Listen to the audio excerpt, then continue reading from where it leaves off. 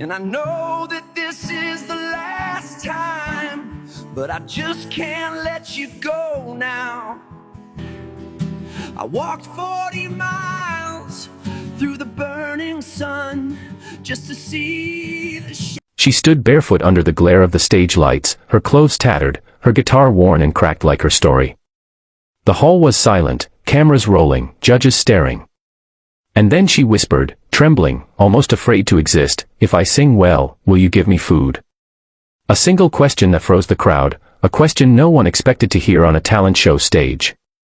People thought it was a gimmick, a setup for sympathy, until she began to sing.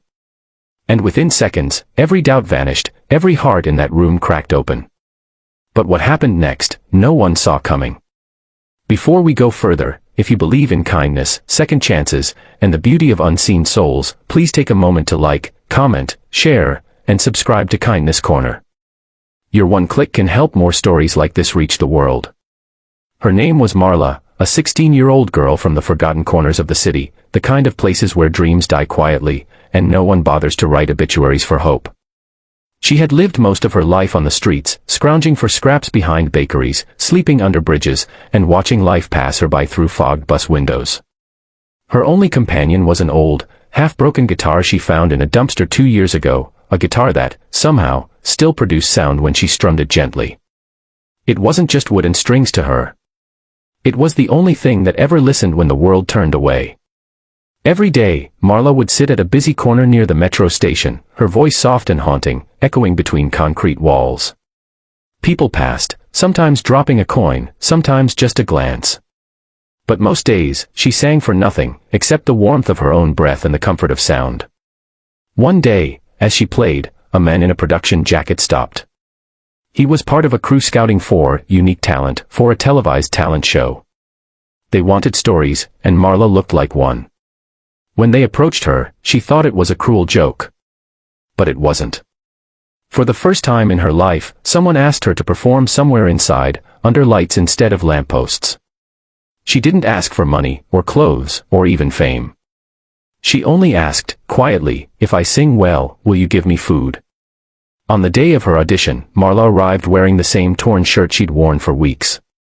She was thin, frail, her eyes holding both fear and fierce determination. Backstage, contestants with styled hair and polished shoes stared, whispering, wondering if she was lost. But she wasn't lost. She was exactly where fate wanted her to be. When her turn came, she stepped onto the stage, gripping her guitar like a lifeline. One of the judges, a woman known for her sharp critiques, asked her name.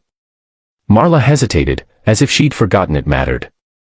The audience chuckled softly, but not cruelly, just awkwardly. Then came her question, "If I sing well, will you give me food?" The words hung heavy. The room went still. Even the cameras paused in their quiet hum. Then she began to sing. Her voice, it wasn't polished, it wasn't perfect. But it was raw, trembling, soaked in truth. Every note told a story, of cold nights, of hunger, of a little girl watching rain drip through a cracked ceiling while dreaming of warmth. The melody rose and fell like waves, and before long, people were wiping tears. The judges, known for breaking hearts with criticism, sat frozen. The woman judge had her hand over her chest, one of the men leaned forward, jaw tight, eyes glistening. By the time Marla finished, the room was drenched in silence, not the cold kind, but the kind that means everyone feels something they can't describe. Then came a standing ovation. The crowd erupted, clapping, cheering, chanting her name. Marla stood there, wide-eyed, not knowing how to react. She smiled timidly, the kind of smile that only appears when someone hasn't smiled in a long time.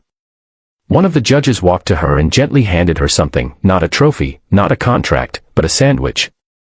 She took it with trembling hands and whispered, "Thank you." Cameras caught that moment, but it wasn't staged. It was real, heartbreakingly real. Overnight, her clip went viral. The hungry girl who sang became the headline everywhere. Millions watched her voice pierce through the noise of the internet, breaking algorithms with honesty. Donations poured in. The show's producers brought her back for another episode, this time with a new dress and proper shoes. But Marla didn't care about the glamour. She cared about something else, singing for those who were still hungry, still unheard. Weeks passed, and her life began to change. She was given shelter by a local charity. People sent her guitars, clothes, letters. Yet, even as fame began to brush her story, she remained the same, humble, grateful, often sitting outside her shelter at night, playing softly for the stars. She once told a reporter, "I used to sing to survive. Now I sing to remind people that hunger has a voice." That line would later be printed on posters, shared thousands of times, etched in the hearts of those who believed kindness still existed. But the real turning point came during the show's finale. The judges brought back past contestants to perform together. When Marla stepped on stage that night, wearing a simple white dress and holding her old, repaired guitar, the crowd erupted again. She performed an original song titled, "Home Isn't a Place." It was about finding belonging in people, not walls. Halfway through her performance, one of the judges joined her on stage, holding a tray of food, not as charity, but as a symbol. He placed it next to her, and she smiled, finishing her song through tears. That image went viral again, a simple act, but one that spoke louder than any trophy. When the final results came, she didn't win first place. But she won something far greater, the hearts of millions. Restaurants offered to feed her for life.